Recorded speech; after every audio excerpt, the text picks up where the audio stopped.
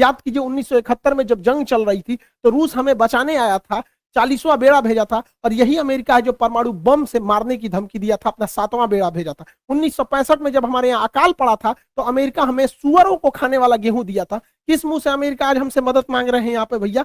जब 370 लगा था तो इसमें 7 रूस ने हमारा दिया था। यूएनओ में कश्मीर में जब जब मुद्दा आया था तो यूएनओ कहता था कि वहां के लोगों से पूछिए क्या होगा, तो रूस वहीं पे रोक लगाता था। हम कैसे भूल सकते हैं रूस को? रूस ही हमें सबसे ज्यादा हथियार दिया। आज भी भारत में 80% हथियार रूस से ही आ जाते हैं, हम इसको नहीं भुला सकते हैं। 1998 में जब भारत ने अपना परमाणु बम परीक्षण किया था, पूरी दुनिया खिलाफ हो गई थी, रूस साथ खड़ा था। आपको याद है कि नहीं इन दोनों की जोड़ियां? इन लोगों ने परमाणु परीक्षण किया था, उसके बाद कोई हमें आंख उठाकर नहीं देख सकता था। तो उस समय भी रूस की बात हम लोग को याद रहना चाहिए। 1999 में जब कारगिल की लड़ाई हुई थी तो अमेरिका ने अटल बिहारी वाजपेयी से कहा था कि हम परमाणु बम मार देंगे भारत के ऊपर। तो अटल बिहारी वाजपेयी ने कहा था कि हम आधा हिंदुस्तान खोने के लिए तैयार हैं, लेकिन हम वचन देते हैं कि सुबह का सूरज पाकिस्तान नहीं देख पाएगा। तो पाकिस्तान अमेरिका अपना परमाणु बम लेके भागा था। याद कीजिए अभिनंदन की जी का फाइटर पायलट जो थे, इनके ऊपर जहाज से जो स्ट्राइक किया गया था, वो जहाज भी पाकिस्तान को अमेरिका ने दिया था, F-16 जहाज।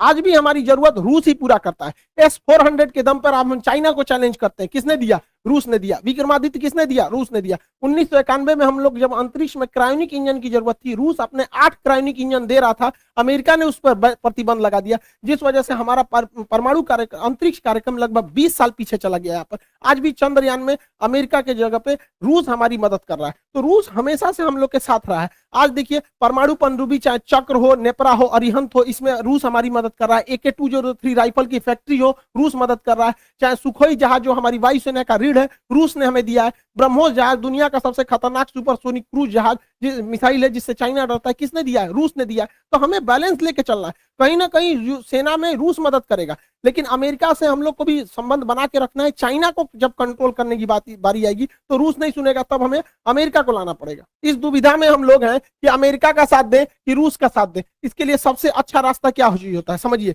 मान के चलिए हमारे 2 बहुत करीबी आदमी हैं, उन दोनों का ब्याह पड़ गया, वो कह रहा है कि हमारे ब्याह में आना, वो कह रहा है हमारे ब्याह में जाएगा। तो भैया हम एक में जाएंगे तो दूसरा से संबंध खराब हो जाएगा। एक काम करते हैं, कोई दिन हम अपने ब्याह कर लेते हैं, बातें खत्म हो जाएगा। भैया हम अपने ब्याह में बिजी थे। इसी वजह से सबसे अच्छा तरीका है, ना हम रूस के फेवर में जाएंगे और ना ही हम अमेरिका के फेवर में जाएंगे। सबसे अच्छा तरीका है मोदी जी को अपनी सेना को बोलिए कि गलवान घाटी में 2 किलोमीटर आगे घुस जाए।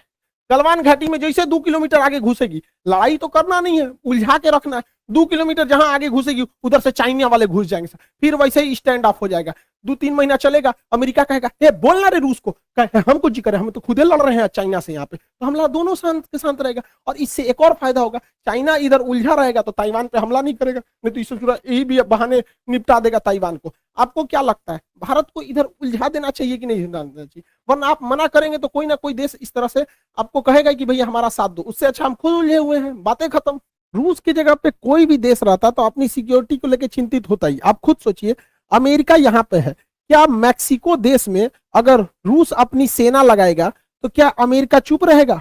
नहीं चुप रहेगा ना। कोई भी देश देखेगा कि आप यहाँ सेना लगा क्यों रहे। तो आप ही बताइए, अमेरिका अपनी नाटो सेना अगर यूक्रेन में लाएगा तो रूस के बॉर्डर से सटा देगा, तो रूस कैसे चुप रह सकता है? अपने देश पर बीतता है तो सबको खराब लगता है। आप ही बताइए, भारत है यहाँ पे, भारत के नीचे यहाँ श्रीलंका है। अगर पाकिस्तान अपनी फौज श्रीलंका में लगा देगा और श्रीलंका उसको परमिशन देगा तो भारत धोएगा कि नहीं धोएगा उसको? हम लोग को कैसे खराब लगता है जैसे चाइना अपना स्ट्रिंग ऑफ पल्स लाता है यहाँ पे। तो हर देश को अपना सुरक्षा चिंता को ध्यान में रखना पड़ता है। और इसमें सिंपल सा बात है, यूक्रेन को कोई उससे उसका देश नहीं मांग रहा है। रूस का केवल यही करना है कि यूक्रेन डिसाइड एक लिखित दे दे कि वो कभी भी नाटो सेना में शामिल नहीं होगा। यूक्रेन को यह सोचना चाहिए कि नाटो में शामिल होने से अमेरिका को फायदा है, वो दुश्मनी निकालेगा रूस से। क्या जाता है यहाँ पे, पूरा देश बच जाता, उसके लोग मरने से बच जाते, क्या काम आया नाटो? तो यहाँ यूक्रेन को सोचना चाहिए कि बहुत ज्यादा जिद पालने से कोई खास फायदा नहीं होता है। और हमेशा एक चीज याद रखना चाहिए, यूक्रेन हो, हम हो या आप हो, हम अपना पड़ोसी नहीं बदल सकते, दोस्त बदल सकते हैं। इसलिए दोस्त से संबंध बने बिगड़े, लेकिन पड़ोसियों से हमेशा संबंध अच्छा रखना चाहिए, क्योंकि हमेशा काम पड़ोसी आते हैं। यूक्रेन का पड़ोसी रूस है और ये ना अमेरिका दोस्त है। तो हमेशा एक चीज को ध्यान रखना चाहिए, किला सुरक्षित करने के लिए पड़ोसी का सुरक्षित होना जरूरी है। यूक्रेन को हठ धर्मिता छोड़नी चाहिए। आप यूरोपीय यूनियन में शामिल हो जाए, नाटो जैसे सैन्य संगठन में नहीं शामिल होना चाहिए। क्या ये फिनलैंड बेवकूफ था, स्वीडन बेवकूफ है जो इन लोगों ने नाटो की सदस्यता नहीं लिया? यूक्रेन रूस ने धमकी